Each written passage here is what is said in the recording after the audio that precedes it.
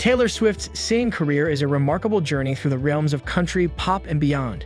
With her enchanting melodies, heartfelt lyrics, and ever-evolving style, she has become one of the most iconic and influential artists of her generation.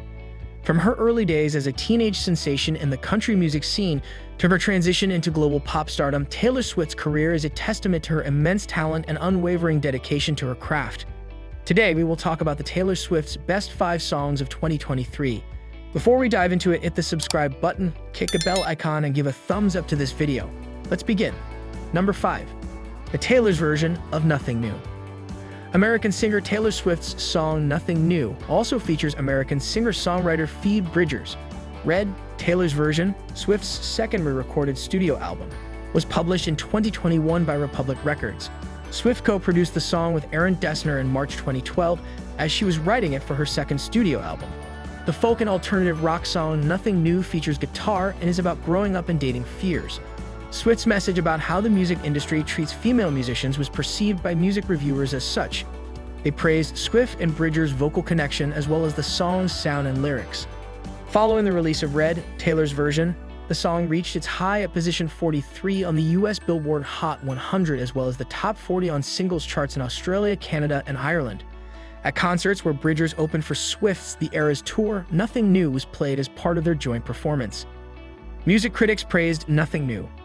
The song was hailed as one of the album's highlights by Horn, Snapes, and Bobby Olivier of Spin. They praised its intelligent lyrics and Swift's double and tender message against the music business.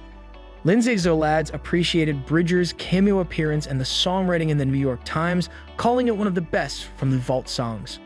The song's production was praised by Angie Martocchio of Rolling Stone. Swift's adult voice combines with Bridgers' honey-soaked, hushed vocals, melding together in an autumn rush that brushes against your cheek. Number 4. Cowboy Like Me by Taylor Swift. It is the 11th song of Swift's 9th studio album, Evermore, which was made available through Republic Records on December 11, 2020. Swift and Aaron Dessner, who also served as the track's producer, wrote the song. Marcus Mumford, the band Mumford & Sons lead singer, also contributes backing vocals. Cowboy Like Me tells the fictional tale of 2 rogue con artists from one of the characters' points of view. The protagonists fall in love while frequenting resorts to charm, fool, and scam wealthy members of high society while dealing with their own issues. Lap steel, piano, harmonica, mandolin, hushed guitars, and brushed percussion are some of the instruments that are used in the song's musical fusion of alternative, blues, folk rock, country, and particularly West American components. The song appeared on the charts in the US and Canada with the release of Evermore, reaching a peak of number 15 on the US Billboard Hot Rock and Alternative Songs chart. In the song, 2 high society con artists who were dealing with bandits and hustling finally find their counterpart in each other and enjoy having someone around who can see through their act. Notably, the song's opening word and indicates an event in the song's larger plot. Cowboy Like Me has a slow tempo of 68 beats per minute and is written in the key of C major. The vocal range of Swift is between E3 and G4. Number 3. Dancing with Our Hands Tied by Taylor Swift. The 11th song on Taylor's 6th studio album, Reputation, 2017, is Dancing with Our Hands Tied. It is a song that explores the interplay between the opposing emotions of love and fear. In October 2014, Taylor released 1989, her 5th studio album. Her voice and appearance were converted from country-oriented to mainstream pop by its synth-pop production. Over 5 million copies of the album were sold in the United States within a year, and 3 of its songs reached No. 1 on the Billboard Hot 100 chart. According to the BBC, Taylor's standing as a major pop singer around the world was cemented with the triumph of 1989. Taylor's industry adversaries, including Scooter Braun, Kanye West, and Justin Bieber, were successful in starting a global hate campaign against her in 2016 at the height of her overexposure. As a result, Taylor vanished from the public eye for a whole year and considered giving up music permanently. She avoided interacting with the media and became more reluctant on social media after having previously had an active presence with a sizable following.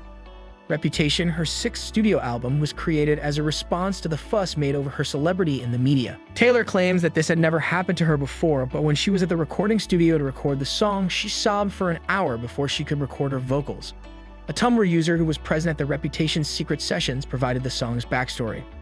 The song demonstrates a new part of Taylor's sound that is absent from a lot of her earlier work. Heavy beat drops and a house music atmosphere may be heard. Taylor also sings notes and vocal ranges she hasn't in the past in the song's final chorus. including the notes F5 and G5. On Spotify, Dancing with Our Hands Tied has received over 100 million streams. The song peaked on many daily Spotify charts, reaching No. 193 in Malaysia, No. 191 in Australia, No. 151 in the US, and No. 89 in Ireland, despite never being published as a single. Number 2, Clean by Taylor Swift. Taylor's 5th studio album features Clean as the 13th and last track. She makes the analogy between sobriety and moving on from a prior love. As a result, it frequently makes connections between quitting an addiction and ending a relationship. On October 27, 2023, the song's Clean, Taylor's version, a recording will be made available. Taylor worked with British folktronica singer-songwriter Imogen Heap, one of her idols, on the song Clean. She had expressed in an interview her desire to collaborate with her, so she was overjoyed to receive an email from Imogen asking her to visit her studio. I actually reside there as well. Therefore, she traveled far from the city to visit Taylor while she was in London for her The Red Tour in February 2014 and went to her studio.